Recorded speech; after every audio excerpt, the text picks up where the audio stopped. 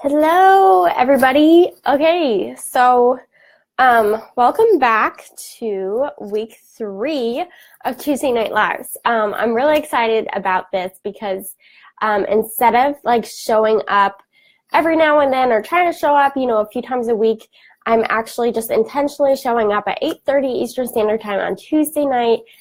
Hi, Sabrina. Hey. Everybody say hey if you're on live. Tell me if you're watching the replay. I always like to see who's on. So if you have not caught the past 2 weeks of Tuesday Night Lives, they're really good. Make sure you check them out. I shared the screen. Let me know if you haven't seen them because I can tag you.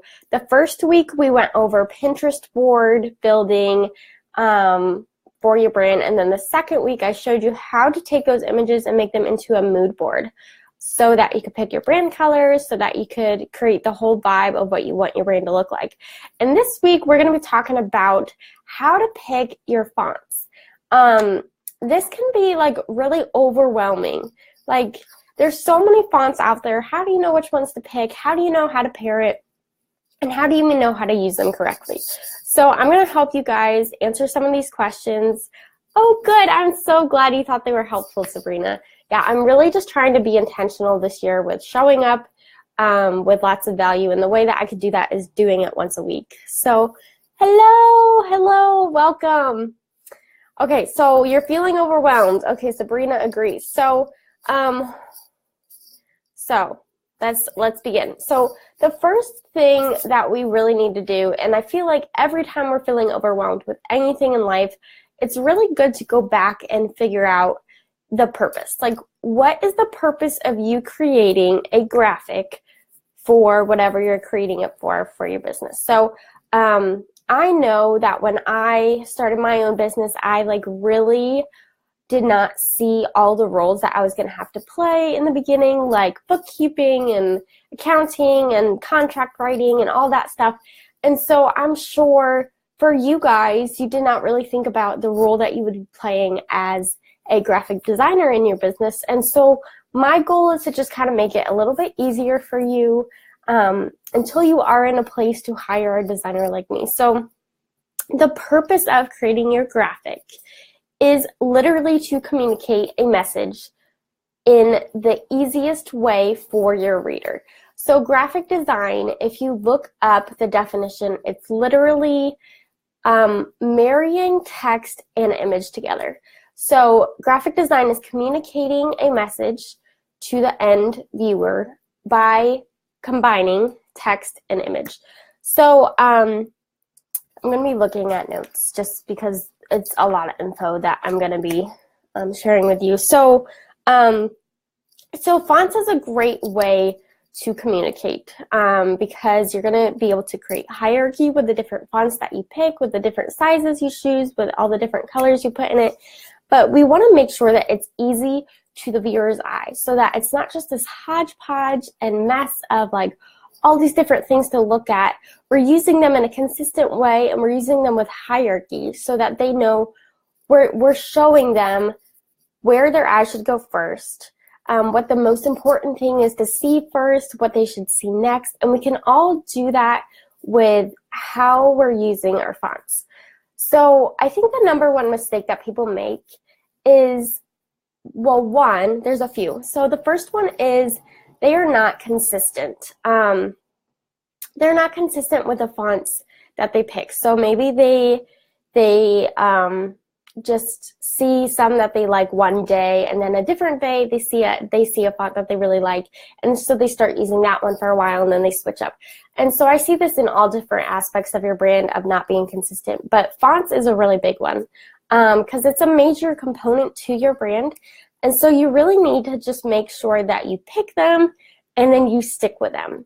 And you may get bored of them. You may wish that you had picked a different font, and you may see a new one that you really like, and you may see one that everybody's using and you were jealous of.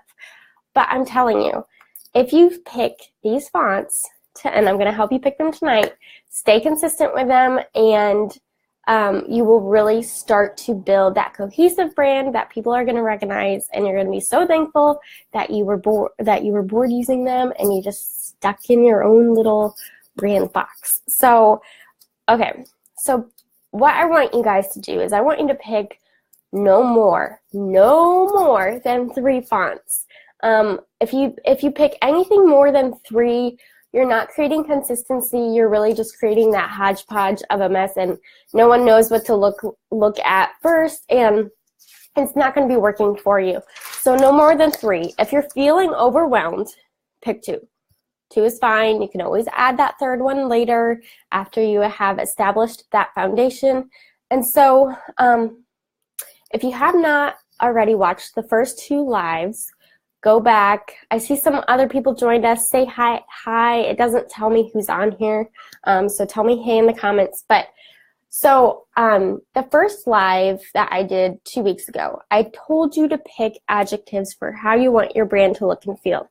I want you to go back to those adjectives. So whether they were bold, fresh, minimal, simple, like whatever they were for your brand. So think of those adjectives, and your font should really be speaking about those adjectives. So if one of your adjectives is bold, it wouldn't really make sense to have this little scripty, handwritten font that's cute and dainty. It wouldn't really make sense to have like small like serif font italics, and I'll be going through all the meanings of those. But like it wouldn't make sense to have like this dainty little non-bold or dramatic font. So think back to the adjectives and make sure that when you're picking your fonts, it makes sense to those adjectives. So let's see. So a few of these, first I need to go, there's a whole bunch of different categories to fonts.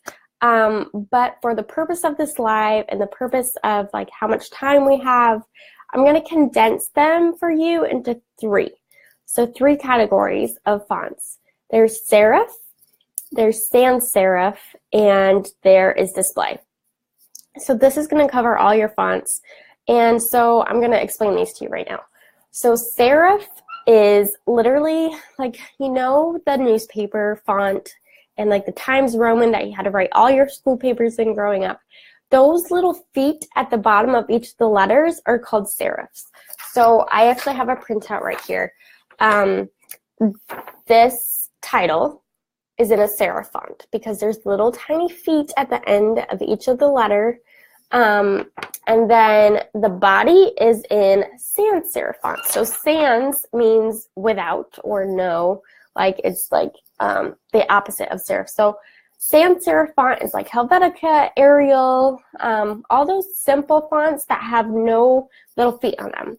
And then display is going to cover basically everything that's not in those 2 categories. So these would consist of your handwritten fonts, your calligraphy fonts, your fonts that are more like decorative and flourishy, that you would not typically see in a large body of text because it would not be easy to read, and they're more for like adding little flourishes. So let's see, Spade Bobby, is this for across the board or just a certain platform in social media? Across the board as in your website and everything. It should be, hey Sandra, it should, Spade Bobby, if I understand your question correctly, this is like across the whole board, not just social media, like wherever you are creating a graphic. So whether it's like if you're designing your website or your opt-in, these 2 to 3 fonts that you're picking should be used throughout everything. So, hey Janica. Okay, good. That answered your question. So okay, those 3 categories were serif fonts, sans serif fonts, and display fonts. So when you are picking these, you want to think about how they look together, right? So certain fonts play well together and others don't. And for the purpose of this live, this is really, really hard to explain because this is something that in graphic design school you actually take like classes, which is like I had 2 typography classes I had to take, and you study in depth and in detail like the history of fonts and what they're made for and how they pair together and the line height and the X height and the kerning and spacing and like all that. And so I can't really get into that with you. So my tip for you is when you're trying to pair fonts is remember that, okay, so I guess my big tip is look on Pinterest. Pinterest is your best friend, like literally your best friend. Look for font pairings, just like literally type in font pairings on Pinterest and you're gonna get a whole bunch of pins and you could see all these fonts used together and you could see how well they play together and if they go well according to the adjectives of your brand. So I will say that opposites attract. So same thing with fonts. Sans serif goes really well with serif font, and then like but okay, so you also want to be thinking about how you will be using each one. So obviously you're going to have a heading, basically in anything that you create, whether it's a social media graphic, whether like a Pinterest graphic or an opt-in or your website, there's always going to be headings. So you're going to want to choose one of your fonts for headings and use this consistently. Use it the same way, whether it's in, because you can use the same font in a ton of different ways, right? So it can be in all caps. And if you do all caps in your headings on your website, you should do it in all caps on everything else that you do a heading in. So like use it the same. Consistency is key when building a brand. So, okay, so headings is going to be one, and then your body. So when you pick a font for your body, make sure it pairs well with your heading font, and also make sure that it's really readable. Like, we live in a world where, like, you really want to, people are impatient, like, to put it how it is. Like, people are really impatient, and we have information at the tips of our fingers, right? And I feel like we just want to be able to consume information as fast as possible. And so if whatever graphic or your website, if it's really hard to read, like it's too small or the font is too scripty to be a body text or body font, then they're literally just going to skip right over it because it's taken them too much time to figure out. So that's why hierarchy is so important too, because if you have no hierarchy, so hierarchy is like literally, you know, like what stands first and like where to put your eye first. So if your graphic has no hierarchy and there's all these words and there's a date up here and there's a time over here and they're all like the same importance, like they look the same importance, people are not going to try to figure it out. They're just going to try to, they're just going to go right past it because it's too much for them to try to get in a split second. So as you're creating any type of graphic, a graphic designer's job is to literally make not only a aesthetically pleasing thing to look at, but they want to get the information across to the reader as easy as possible. And so creating hierarchy in your fonts is a really great way to do that. So pick those 2 fonts if you're feeling overwhelmed. If you're not feeling overwhelmed, add in a third. And the third one, in my opinion, should be a flourishy font. So because you don't really need more than like your headings, because your subheadings are going to be in the same font. You can create different hierarchy with color or size or both. And so the third font should typically be like a accent font. So this is a lot of the times one of those display categories. So it's going to be like a calligraphy font is really big nowadays. You know, a scripty font, whatever it is, or like if your brand is really high end, a lot of times like italics would be a really great flourish font with like serifs on them. So like Bodoni and italics. I don't know. I'm going into designer stuff. But so that third font you can add back in for just little things. So perhaps you have a Pinterest graphic and you want to draw the attention to like an important word in the title. You could bring in that third font to just kind of make it stand out. So you don't have to have 3 fonts. Again, like if you're feeling overwhelmed, just stick with 2. There's a lot of different things that you could do with fonts to make them look different. So there's like, obviously there's bold, there's all caps, there's all small, small caps. I think that's like when it's all capitalized, but like the first letter is like a big capital letter. There is spacing and kerning and line height. And so a tip that I have for you though, before you go, is a lot of you guys create your graphics in Canva, because Canva is great. You don't have to pay a lot of money for the Adobe suite like a designer. And they have a lot of great font choices on there. However, if you're going to be using Canva for your graphics and you have the free version, which is totally fine, make sure that you're picking those fonts in Canva, because Canva does not have access to all of the fonts that you will see out there on the internet unless you have the paid version. So don't be picking your fonts outside of Canva and then going into Canva and trying to find them. Stick with Canva's choices unless you want to pay, I don't know how much it is, honestly, because I don't pay for it. But the free version really does have an ample supply of fonts. So okay. And the last tip I have for you is be consistent. Like I said before, you're going to get really bored with these fonts. You're going to, 4 weeks from now, you're going to see something that's really pretty and wish that you picked that one. But you really need to stay consistent, because that's going to be building your brand predictability. What's the best place to build a website platform? In my opinion, Squarespace. I put all of my clients on Squarespace. I have mine on Squarespace.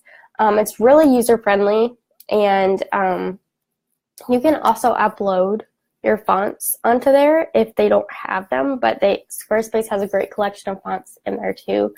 And it's really user-friendly. Well, I say that, but more user-friendly than other platforms. So yes, good. And then, okay, let's see. I will say, you know those fonts that like everybody is using, but they become so popular so fast. I'll tell you off the top of my head, Playlist Script, super popular right now. What was it? Jenna Sue was super popular for a while. I don't know if it still is. But there's these certain fonts that get really popular for a while and everybody's using. And as much as you like them, I would encourage you to stray away from them, because that's just going to make you stand out as more unique, and it's going to really make you actually stand out as the expert and authority, because like you're not following the trend, and trends will come and trends will go.